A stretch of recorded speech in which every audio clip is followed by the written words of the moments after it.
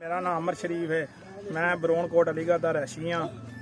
ਅਰਸਾ ਦਰਾਜ਼ ਤੋਂ ਅਸੀਂ ਸ਼ੇਰ ਗਰੁੱਪ ਤੇ ਦੇ ਨਾਲ ਆ। ਉਹਨਾਂ ਨੂੰ ਮਸਲ ਕੇ ਵੋਟ ਉਹਨਾਂ ਨੂੰ ਪਾਏ ਨੇ ਕਈ ਸਾਲਾਂ ਤੋਂ। ਸਾਡੇ ਵੱਡਿਆਂ ਨੇ ਸ਼ੇਰ ਗਰੁੱਪ ਨੂੰ ਸ਼ੇਰ ਵਸੀਮ ਸਾਹਿਬ ਨੂੰ, ਉਹਦੇ ਮੁੰਡੇ ਨੂੰ, ਜਾਂ ਜਿਹੜਾ ਵੀ ਨਈਮ ਸਫਦਰ ਸਾਹਿਬ ਨੇ, ਅਸੀਂ ਉਹਨਾਂ ਨੂੰ ਵੋਟ ਪਾਏ ਨੇ। ਮਸਲ ਕੇ ਅਸੀਂ ਦਰਖਾਸਤ ਦਿੱਤੀ ਸੀ।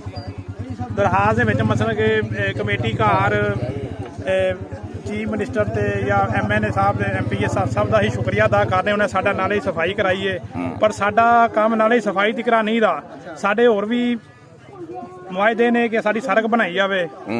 ਸਾਡੇ ਮਸਲ ਕੇ ਇਹ ਖੰਭੇ ਵੇਖੋ, ਇੱਧਰ ਵੇਖੋ, ਤਾਰਾਂ ਵੇਖੋ, ਮਸਲ ਕੇ ਸਾਰੇ ਕਈ ਮਸਲ ਕੇ ਬੱਚਿਆਂ ਨੂੰ ਕਰੰਟ ਪੈ ਰਹੇ ਨੇ, ਜਾਨਵਰਾਂ ਨੂੰ ਕਰੰਟ ਪੈ ਰਿਹਾ। ਸਰਕਾਰੀ ਪਾਣੀ ਦੀ ਮੋਟਰ ਲੱਗਣੀ ਚਾਹੀਦੀ ਇੱਥੇ, ਕਿਉਂਕਿ ਇਹ 6 ਮਹੀਨੇ ਪਹਿਲੋਂ ਮਸਲ ਕੇ ਜਦੋਂ ਇਲੈਕਸ਼ਨ ਹੋਣੇ ਸੀ MNA ਸਾਹਿਬ ਦਾ ਭਾਈ ਆਇਆ ਸੀ ਸਾਧ ਜੁਨੇਦ। ਉਹ ਕਹਿ ਕੇ ਗਿਆ ਸੀ ਕਿ 6 ਮਹੀਨਿਆਂ ਬਾਅਦ ਤੁਹਾਡਾ ਕੰਮ ਕਰਵਾਇਆ ਦਿੱਤਾ ਜਾਵੇਗਾ, ਤੁਹਾਨੂੰ ਮੋਟਰ ਵੀ ਲਵਾਈ ਜਾਵੇਗੀ, ਸੜਕ ਵੀ ਬਣਵਾਈ ਜਾਵੇਗੀ। 6 ਮਹੀਨਿਆਂ ਦਾ ਵਾਅਦਾ ਕਰਕੇ ਗਏ, ਪਰ ਉਹਨੇ ਵਾਅਦਾ ਵਫਾ ਨਹੀਂ ਕੀਤਾ।